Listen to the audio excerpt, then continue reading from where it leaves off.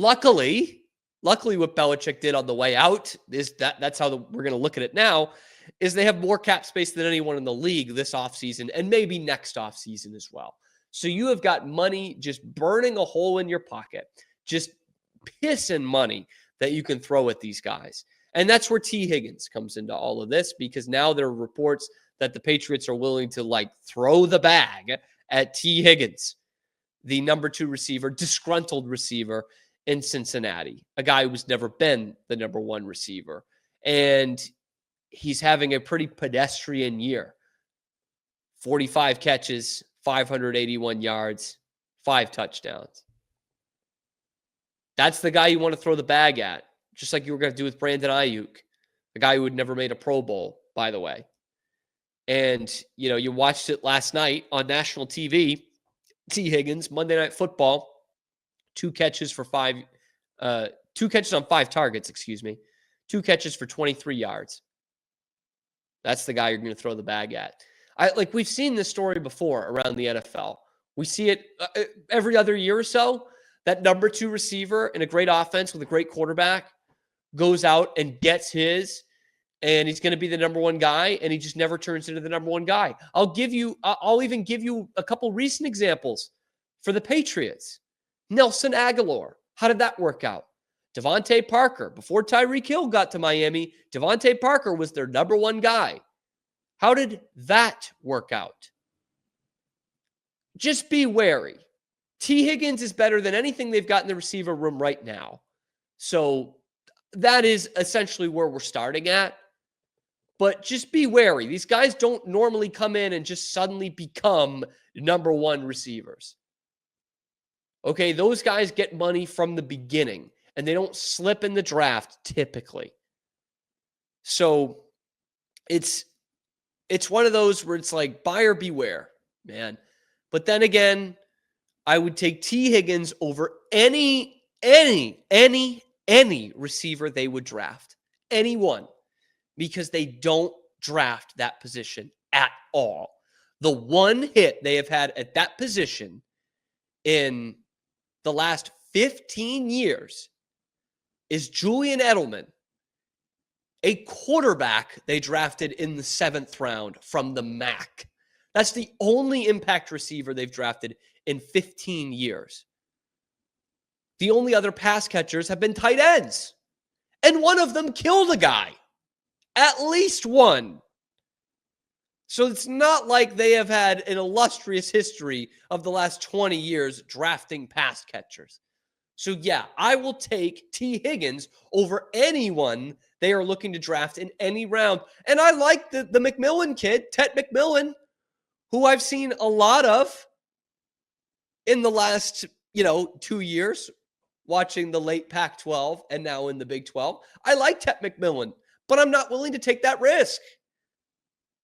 They don't draft at that position.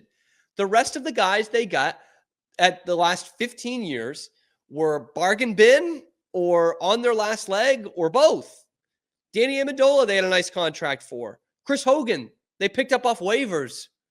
Danny Woodhead, pass catching back, picked him up off the street. It's just a position they do not draft well, which now I look at that top 5 pick, probably going to be 3 or 4. And they do have the toughest strength of schedule to close out the season because they still got Buffalo twice. So that doesn't help them in terms of the tiebreakers, but I'm not looking receiver there. Now, if they stick in that number 3 pick, which they're at right now, which could be tough to do, but if they stick at that number 3 pick, then you've got an option because the top 2 teams, as they do every year, and as they look at this year with the Giants and the other one that really sucks, the Raiders, they're going to be looking at quarterback. The Patriots are in a good luxury to be picking in the top 5 and not needing a quarterback. I don't want to stray away from offensive tackle too much. And this is, this talk is going to be really heating up over the next couple of weeks. I don't want to stray away from left tackle too much. I don't want to, even though it's not a great offensive tackle draft or offensive line draft, I don't necessarily want to miss that opportunity to get the best tackle in the draft. That said, if you're picking number 3, it's going to be awfully tough to not pick Travis Hunter. Awfully tough. He'll be far and away the best player left on the board. He might be the best player on the board going into the draft, but the other two need quarterback. And he's not going to play both ways in the NFL, but he can play a little receiver for you. He's not going to be playing both ways as much as he did in college, obviously. But he can play a little bit of receiver for you. And then you got 2 gadget receivers out there, and that's better than what you've got right now with Marcus Jones and Travis Hunter. And you just got 2 corners that can play receiver as well on gadget plays. Because cornerback is a position of need. Like I said, everything outside of quarterback is a position of need for the Patriots.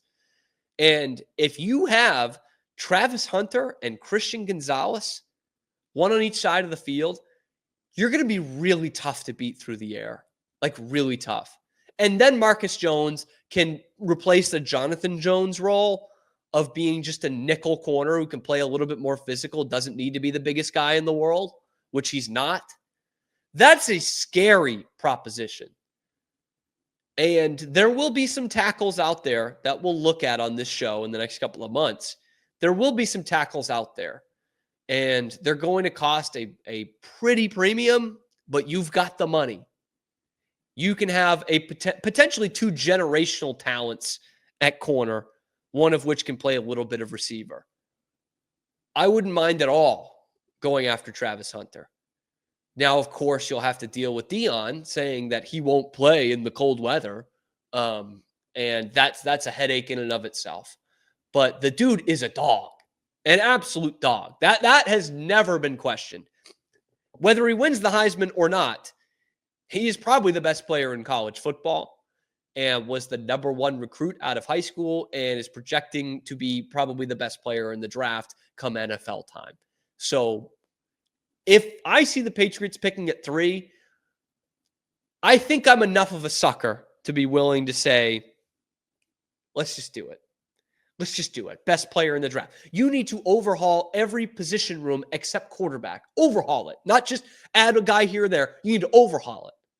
So at that point, why not just pick the best guy available? We are Rogue Media Sports. Hey, thanks for stopping by. And if you like this video, be sure to give us a like and subscribe. It really helps out the channel a ton. You can follow me on Twitter here for some more outrageous Boston sports takes coming to you every weekday at noon Eastern time. And then after that, wherever you get your podcasts. We are Rogue Media Sports.